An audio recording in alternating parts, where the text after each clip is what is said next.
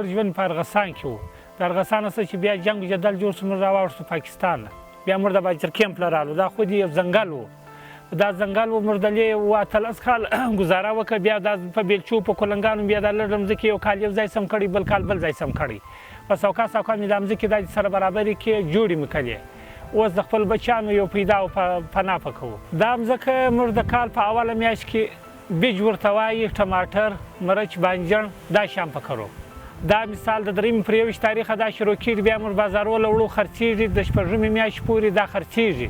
بعد هغه څه که نوس خرڅ موږ یې غورځوو چې دا مځکه خلاصېږي. موږ مساله، جامبو، ترتیزک، کاوو، پیاز دا شیان موږ په کرو.